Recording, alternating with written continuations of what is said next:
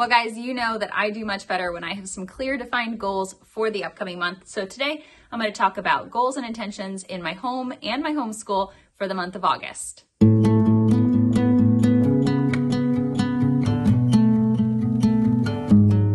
Hey guys, welcome back to my Practically Imperfect Life. So today I was going to talk to you about my goals for the upcoming month. And July was probably one of the more successful months I'd had as far as hitting my goals this summer. It feels like the last couple months prior to that, things just got a little cuckoo-cuckoo, a lot of curveballs had come my way. And July, I tried to keep my goals pretty simple and straightforward so I wouldn't be too overwhelmed given that I had so much going on with traveling and things like that. So I feel like I did pretty darn good on the July goals. I got all of the lesson planning done, all of it, for every subject. That was like a huge homeschool mom win. Pre-reading wise, I took a ton of books with me on our trip to Europe. And then I have been trying to sit down every time I get some free time and read ahead. And I've gotten almost all of the pre-reading done that I needed to. I didn't read Beowulf yet. If you remember from the July video, my daughter is starting with Beowulf for her literature course, so I have to read it. And I'm just not looking forward to reading it. Is that bad? Is that bad that I'm making her read that for school, but I'm not looking forward to it myself? I mean, you can't love every classic novel, right? Right. So I do need to read that one. And then, of course, I'll start jumping ahead here in the next week or so on the stuff that's going to be used in September. So constantly going to be reading the next couple of months. I also didn't want to start any major projects in the month of July, and I didn't start any major projects, no big house projects. It kind of killed me inside a little bit because like I'm a project person, like I love a project. So it was a little painful to say, no, we're going to wait. And I'm like, oh, but I did it. I waited and instead I just focused on, the few tasks at hand I needed to do, really enjoying the trip, recovering from the trip, which was, took a couple of days. Like that time change that kind of, smacks you around a little bit there. And then I wanted to get like the last couple of things ordered for school. And I did do that. In fact, I did that during one of our longer train rides in Europe. We had like a 2.5 hour train ride between countries. So I was getting on there and I was ordering like the lab kits, and I went ahead and got us registered for the math curriculum and things like that. I also went ahead and ordered my flower bulbs for fall. So that's done. So now let's get into August. Now I've got, like I said, my lesson plans are done. They are in the Excel spreadsheet where it just lists them straight on through the year. So what it looks like is that some courses will end early in the year, some will go all the way to the end. And that's so I can see how many lessons things break down to. So in August, I need to be getting things kind of more specifically assigned. Which course are we going to do 3 days a week? Are we going to do some 2 days a week? Are some going to be Monday through Thursday? Or some going to be Monday through Friday? Getting those actually transferred over onto the kids' planners.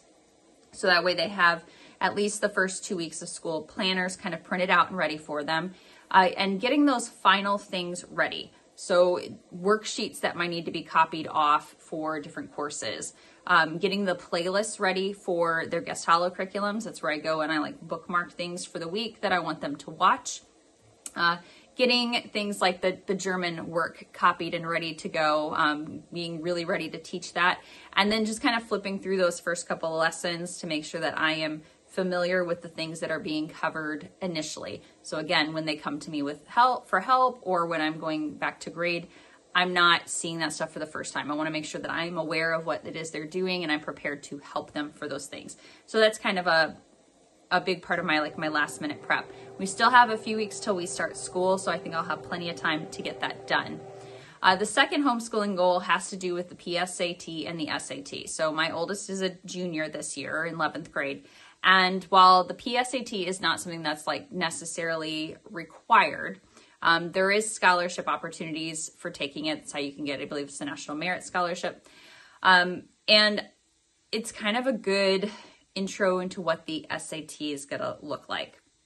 So I had briefly looked last year as far as like how to work on getting her signed up for it since we are homeschooling. And a lot of the information said it wouldn't be available till late summer anyways, as far as where where she could take it, what schools will have it on what days. So I do want to get her set up to take that. And then I was talking to her during our drive to Chicago when we were driving to the airport about the SAT a little bit. And, I was mentioning, I said, well, if you'd like, I can get you like a workbook and you can like work through that to help prepare for it. And she had gone to the Great Homeschooling Convention with me year before last. And a couple of the sessions we sat in on were from companies that have online SAT prep programs. And one of them really kind of stuck with her as far as how they had their plan set up, how it said that it kind of evaluated where you were at and then adjusted what you needed to work on. And I thought this was very mature of her, but she said, I think I would do better prepping if I had an online program where it was very defined on what I needed to do on each day. And I thought, well, that's okay. We'll do that. So we are going to work on getting her set up with an online SAT prep program. And I'll do a video probably later this month talking about the one that we chose and how it's set up and works. That way we can get her logged onto it and have a couple of weeks of just kind of seeing how it flows and everything. So we'll share that with you. And then I'll probably give you some updated thoughts, later on in the year about how it was going with that. But she does want to do that to prepare for the SAT. I think she's a little like her mom in that. She wants to feel over prepared for things. So that's all good. And then the last homeschooling goal is simply to get ready for our first day of school as far as like the fun things. So every year I do like a first day of school, kind of like a gift bag for the kiddos. I always get them a couple fun things, some cutie things or things that they've been wanting for like their homeschool supplies, and then like some bonus snacks and things like that because they're both big snackers. So getting those things ready for the first day of school. All right, with regards to personal goals, one of them is to get back into a steady exercise routine utilizing our new home gym area. So we had recently did a huge garage clean out. It was way overdue. And we had rented a dumpster, like tossed a bunch of stuff we didn't need. We moved things that we don't use regularly into our barn for storage. And what we were able to do was create kind of like a corner of the garage to dedicate as like a home gym area. So I got these like interlocking, they're like a recycled rubber tile to create like a nice mat for it. We put the treadmill out there. We put all of the free weights out there. My son's barbells, his jump box, like all of that stuff is now there. It's got a home. And that's kind of nice because everything was sort of scattered around among like everyone's rooms and things like that. And my kids are both, really excited about having the space. My son is very big into fitness right now. In fact, he can't walk into a room and like not flex. It's like a teenage boy thing, I think. My daughter's been wanting to do more running without having to go to the gym. I just took my workout routine and I like threw it out the window. Like it just got long forgotten. Granted, we did a ridiculous amount of walking in Europe, but like when you get out of that routine that you're used to as far as like regular workouts on certain days, like you feel it. And I do, like, I feel it. I'm like, I need to work out. I need to work out more regularly. So I need to get back into that routine. It was, 4 days a week is what I was always aiming for, at least, 2 days of weightlifting and 2 days of cardio. So gonna try to make that happen again. The other part is to do a better job of prioritizing my to-do lists.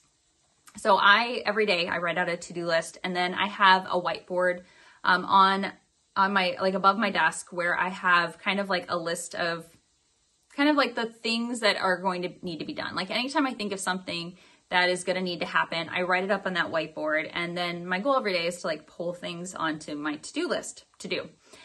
And I've let my to-do list kind of run away with me this summer. In fact, I'll show you here a clip. This is the little notepad that I use. I got these off Amazon. It's a big giant stack of them. And there are definitely days where I just like, I fill that whole thing up.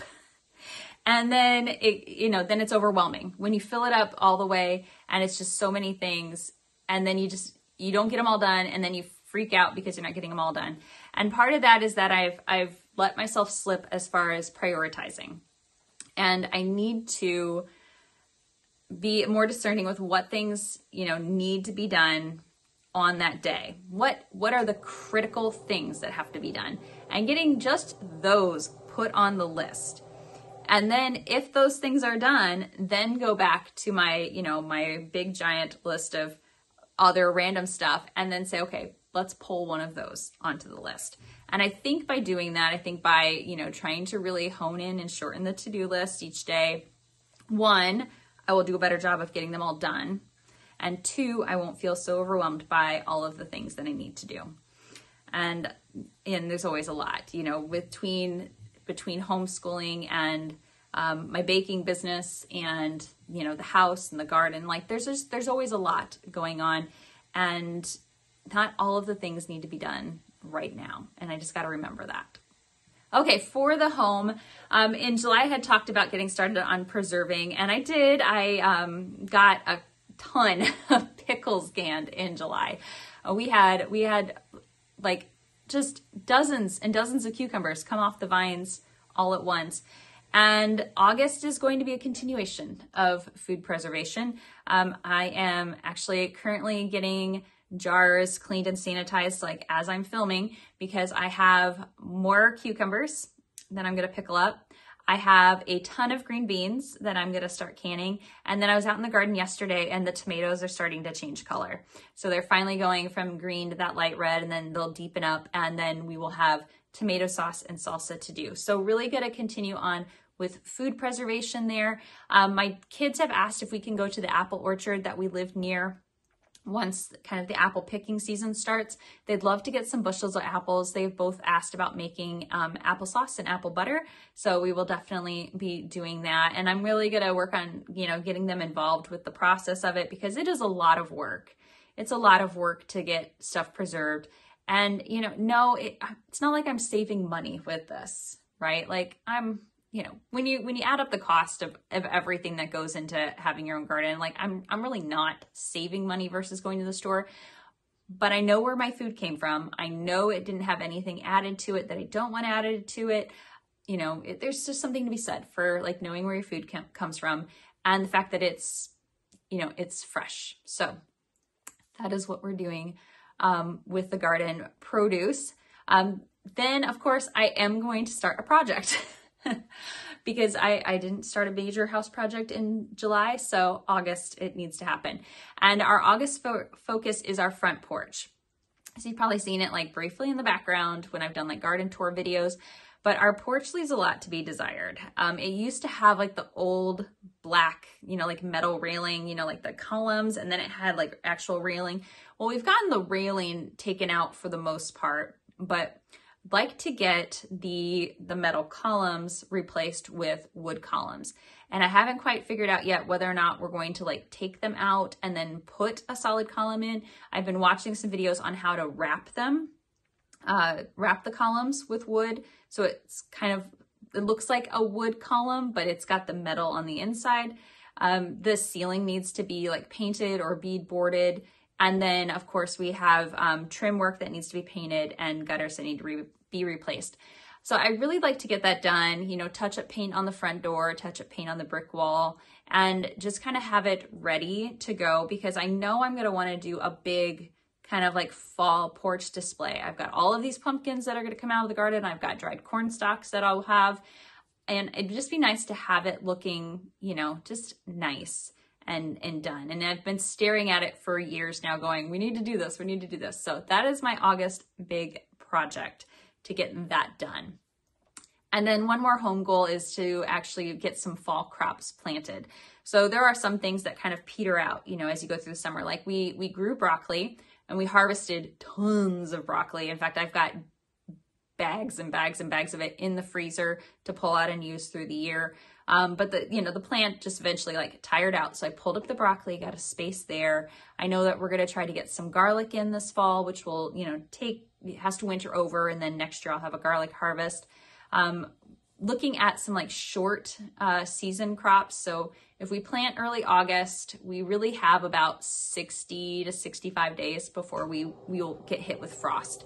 And so there are some things you can start from seed that will produce in that short of a time frame. There might be doing some flowers, it might be some different vegetables. So getting some seeds ready and getting those things in, and still quite a little too early for us to do another round of like spinach and lettuce. I think maybe near the tail end of August, I could probably get those in the ground. But I want to just continue utilizing those flower beds as much as possible, or the raised beds as much as possible, getting as much, productivity out of them as I can. So getting that done. And the last category is family. And I'm kind of excited for this one. We have again been talking with the kids about colleges and where they think they might want to go and whatnot. And my daughter has mentioned a couple times Texas, wanting to look at schools in Texas. And that's where my brother lives. And I was chatting with my mom as well, about this. And so we're going to plan a road trip. Now we probably won't take it in August, but we're actually looking at doing it fairly soon, like maybe in September, where we'll just drive down, with the end goal being San Antonio. And we're going to plan pit stops along the way. So my daughter really wants to see Waco. I loved Waco. I'd love to go and visit that again. And Baylor University is there, and we could visit that school. It'll take us kind of near like the Dallas area. It's not too far from College Station.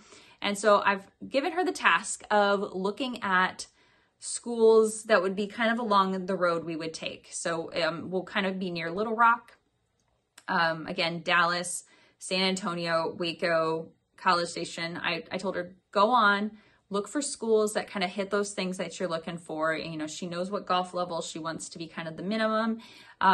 She's got some idea on size of schools. And I told her, I said, I'm putting this on you. You need to pick 4 or 5 colleges along this route that interest you. And what we'll do is we'll plan out the trip, and we'll make it a road trip, and we'll stop and we'll see fun things along the way. I mean, just doing some sightseeing. We definitely want to visit with my brother and his wife, maybe be able to go out to dinner, have them show us around San Antonio for a day, but then also stopping and doing college tours, getting a chance to see the campuses, talk to an admissions officer, maybe get a chance to talk to like the golf coaches and things like that. So I'm really excited to work on planning this. I think partly because, I'm kind of putting some of it on the kids to make some of these decisions. I want them to kind of choose the things that interest them to check out. I want my daughter to really focus in on schools she's interested in. And then my mom said she'd like to go with us. And I love road tripping with my mom. It's so much fun. And we'll definitely take you along on this trip, kind of show you all the places we go and our thoughts on things. So really excited to plan that. And then I would like to have a family gathering here at the house in August. Part of the goal of creating all these beautiful garden spaces and doing all these updates to like our patio and our porch area and all of that is to enjoy them. And I do love to host things. Like I really love to host things. So I'd love to just have a casual family gathering, get the grandparents together and the aunts and uncles and stuff, and just have everyone over for kind of like an end of summer, I don't know, just kind of a nice get together, have dinner, grill out, walk through the yards, check out all of the different little seating areas we've created, let people enjoy that, and just, just enjoy some family time. We tend to only do stuff like that, like these, getting everyone together when it's like a birthday or a holiday. And I feel like we should do them more often. They're always so much fun. We love talking with one another. We like pulling out games and things like that. So I just think we need to do more of that. So that wraps up my goals and intentions for the month of August. It's a bit of a list, like admittedly, there's some big things on there, but I'm feeling really motivated this month. And I don't think I've felt this motivated in a while. Like I just feel really jazzed to just start diving in and getting these things happening. I don't know, maybe it's because I took a week of vacation off work. So I'm actually going to have like a 3-week stretch where I won't work, and it'll just be really nice. It'll give me a chance to, really get into some of these projects, to be able to feel rested and ready for the start of our homeschool year. So we'll see how this month goes. I'd love to hear about what kind of goals you have for your home and homeschool. Be sure to share them down below in the comments. And if you enjoy these goal videos, don't forget to give this video a thumbs up before you go. As always, thanks for watching, guys. I'll see you in the next video.